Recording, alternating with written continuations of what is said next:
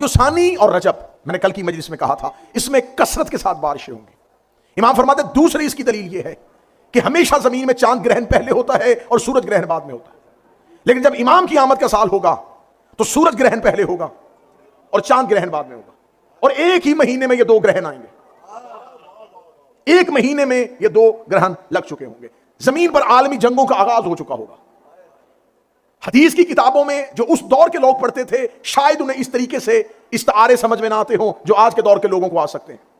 حدیث کی کتابیں کہتی تھیں کہ مشرق سے آگ نکلے گی اور مغرب کے لوگ دیکھیں گے۔ اس دور میں چمڑے پہ حدیث لکھنے والے سوچتے تھے یہ کیسے ہو سکتا ہے کہ مشرق سے آگ نکلے اور مغرب کے لوگ دیکھیں۔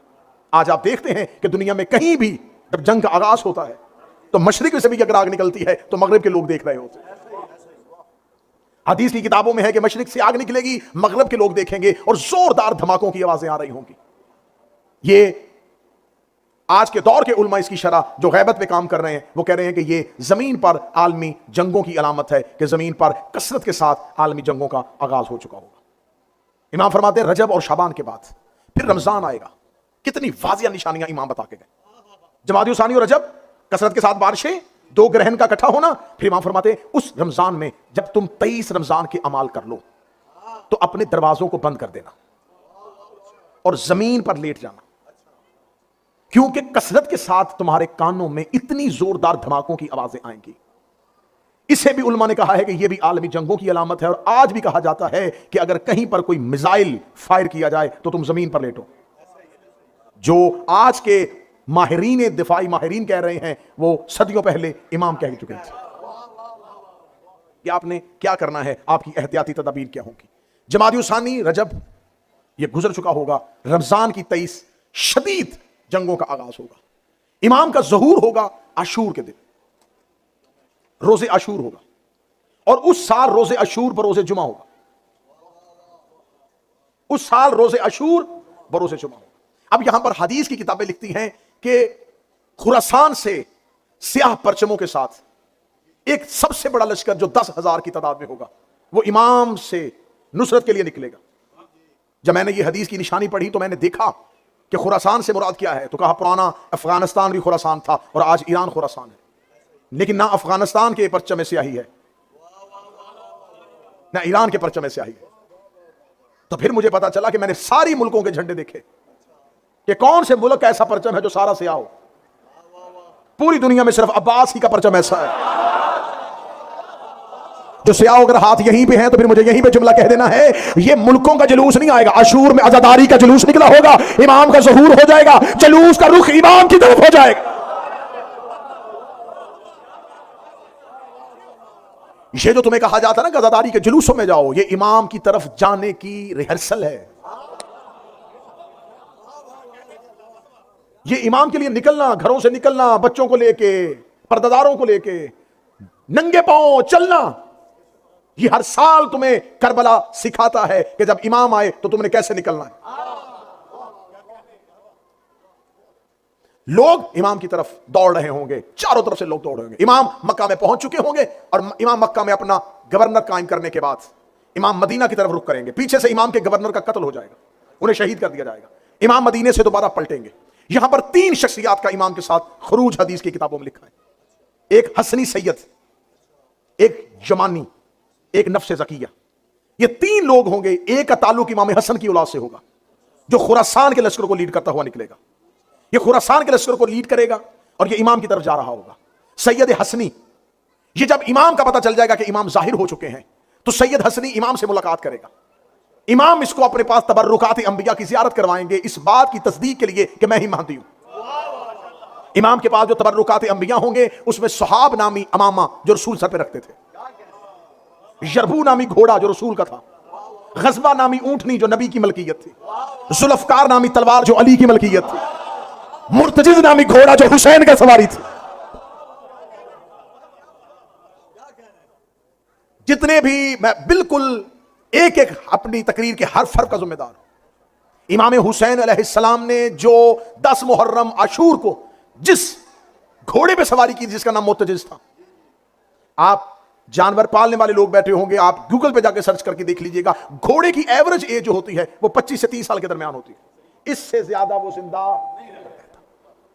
61 हिजरी 10 मुहर्रम मुर्तजिस की सही हयात तैयबा 156 बस थी। ये यमन के बादशाह का था। इसकी मैं पूरी एक हिस्ट्री एक मजलिस में मेरा ख्याल यहीं अल हैदर ट्रस्ट में 1 या 2 साल पहले सुना चुका हूं कि ये इमाम हुसैन तक कैसे पहुंचा था, यमन के बादशाह ने कैसे तोहफा दिया था और कैसे ये चलता हुआ इमाम तक आया था। मैंने 156 साल कहा और लोग परेशान हो गए। इस लम्हे 1556 है। अभी भी गारे अतीक में खड़ा इमाम का इंतजार कर रहा है, क्योंकि ये शहादत हुसैन का ऐनी शाहिद है। इसने हुज्जत को जीन से, हुज्जत इसकी जीन से गिरी थी, अब ये वहीं हुज्जत को सवार करेगा। और मेरी मजबूरी है, क्या करूं कि हमने गुफ्तगू अमामी सतह पे करनी होती है, तो मैंने मुर्तजिज के लिए लफ्ज जानवर इस्तेमाल कर दिया, वरना मैं ये जुमला कहने में हक बजानब हूं। मुझे नहीं पता अल हैदर ट्रस्ट में इस भरे मजमे से मुझे को मेरा हक मकीना मिल जाएगा।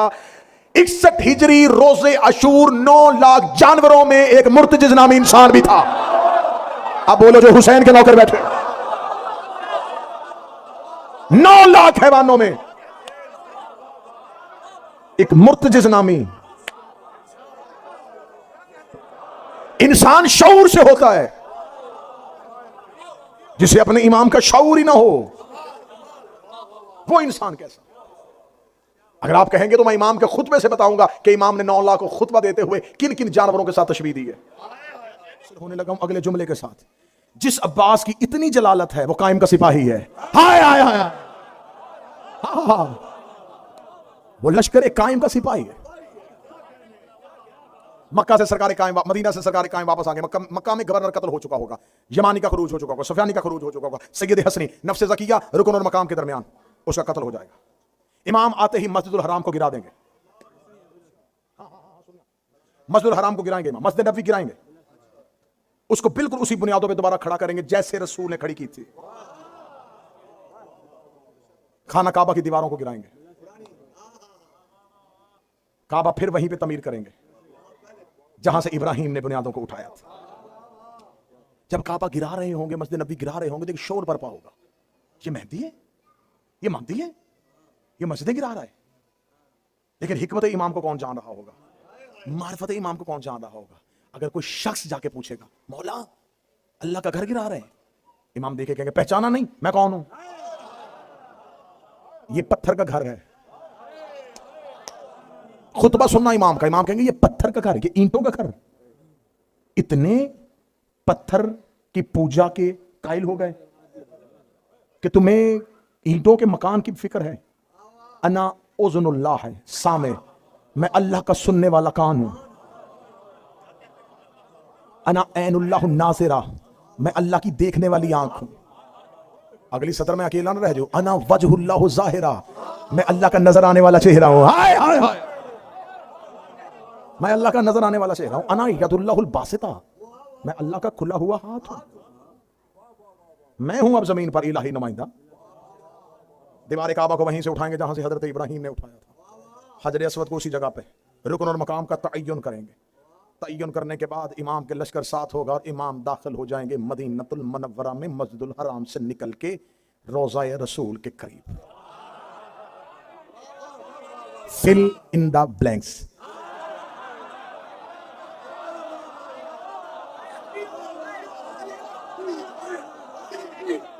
कुछ मकबूजा इलाके फतह करेंगे, कुछ मकबूजा इलाके।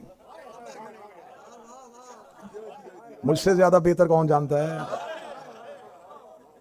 अब मैं बड़ा खूबसूरत इशारा देने लगा हूं, और ये साहिब ब्याह, साहिब कलम, शाहिब अकमल भाई, इन अकेला बंदा ये दाद दे देगा तो मुझे फिर भी बारे में है। बस मैं यहीं पे बात छोड़ दूंगा। छोड़े हजूर, क्या गड़े मुर्दे उखाड़ने।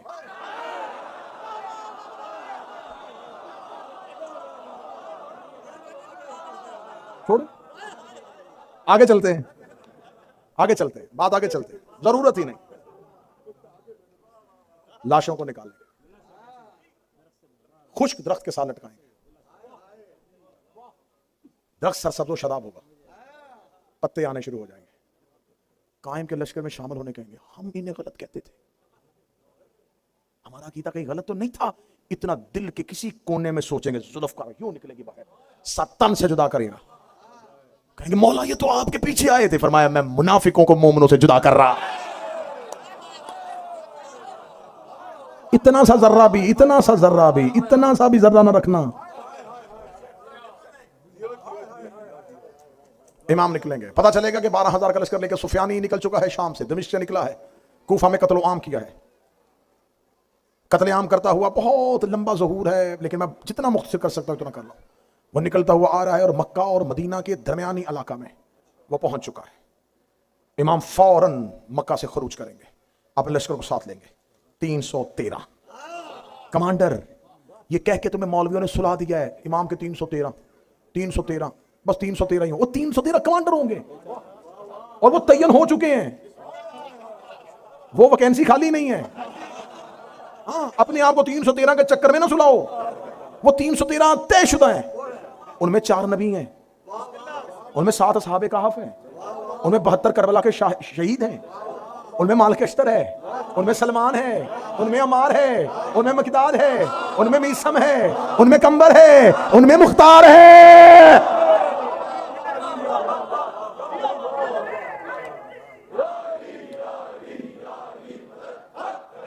اب اس ایک ایک کے پیچھے بہت بڑا لشکر ہوگا, ایک ایک کے پیچھے بہت بڑا لشکر ہوگا. یہ نہیں ہے کہ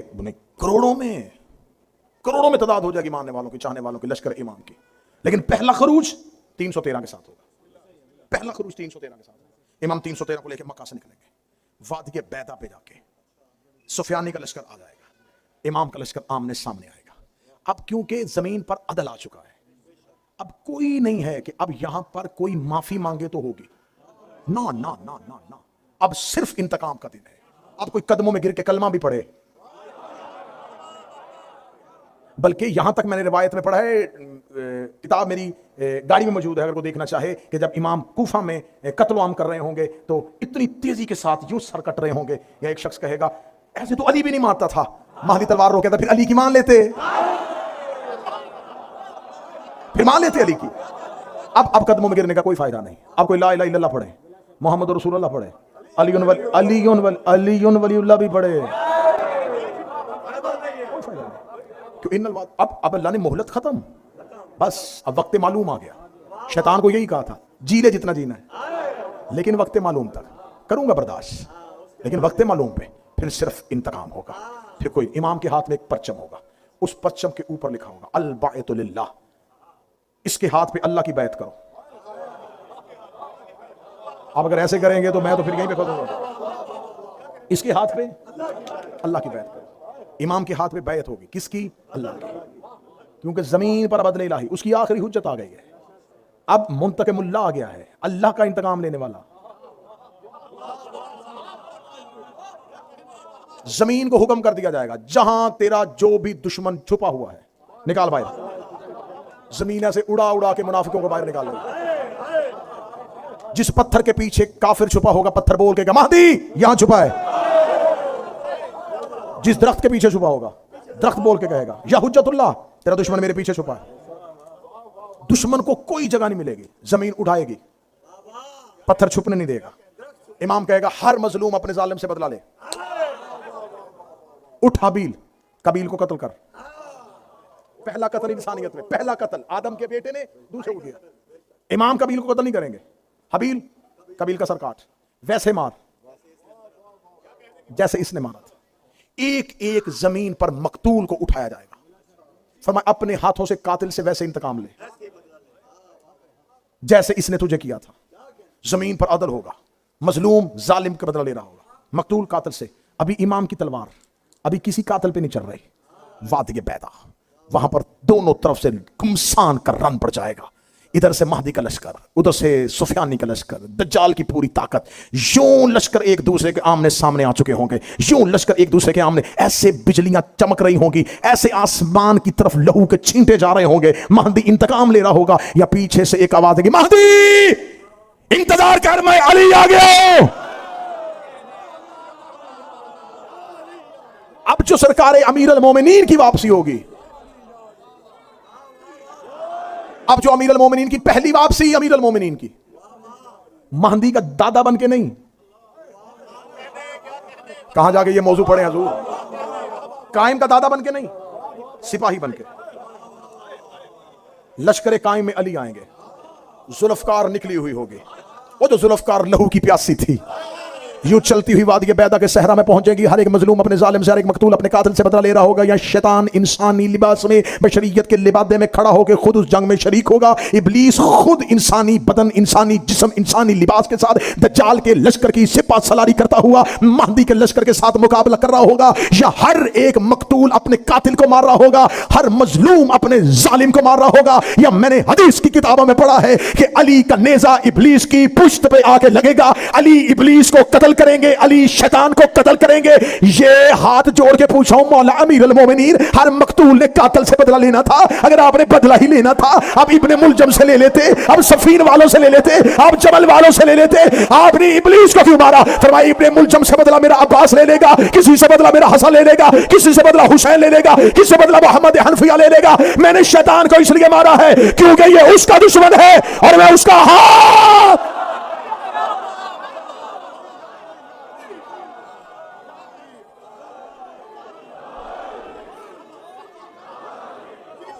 यूं कत्ल करते हुए कायम का लश्कर मक्का से निकलता हुआ कूफा के जाना पड़ेगा। कूफा के करीब पहुंचेंगे या इधर से एक गर्द फटेगी। एक ऐसा लश्कर जिनके सरों पे ताज, खूबसूरत जवान, एक लश्कर का सरदार और उसके पीछे एक इतना वसी लश्कर दौड़ता हुआ महदी के लश्कर में शामिल हो रहा होगा। असहाबे कायम आके कहेंगे मौला ये कौन आ रहा है? तो इस्तकबाल के लिए उठो, हुसैन आ रहे हैं।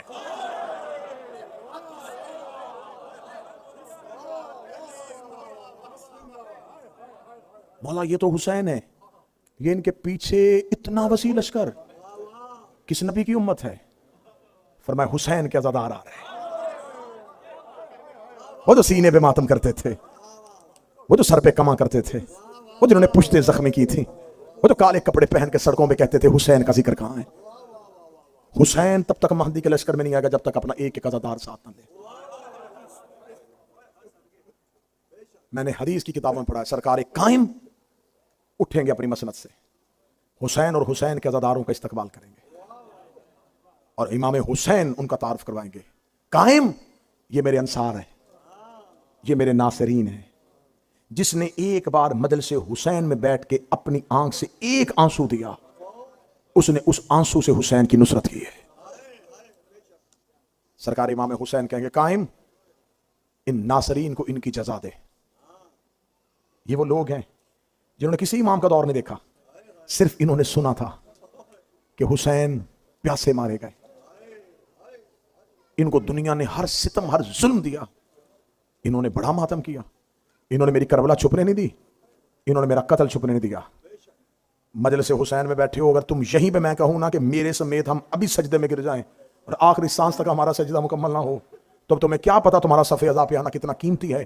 जब सरकार हुसैन कहेंगे कायम इन्होंने मेरी आंसुओं से नुसरत की, हाथों से नुसरत की, ज़ुबानों से नुसरत की, कानों से नुसरत की, पाँव से नुसरत की, ये मेरी अज़ादारी को कायम करते रहे हैं। इन्होंने मुझे देखा नहीं था, इन्होंने सिर्फ सुना था। कायम मेरा बेटा मैं तेरे ज़हूर का इंतजार कर रहा था, कायम इनको इनका अजर दे। सरकार वली सर अपनी मसनद से उठेंगे, दोनों हाथ माथे पे रखेंगे, पेशानी पे रख के कहेंगे ए हुसैन के अज़ादारो, ए नासराने हुसैन इब्ने अली, मैं तुम्हारी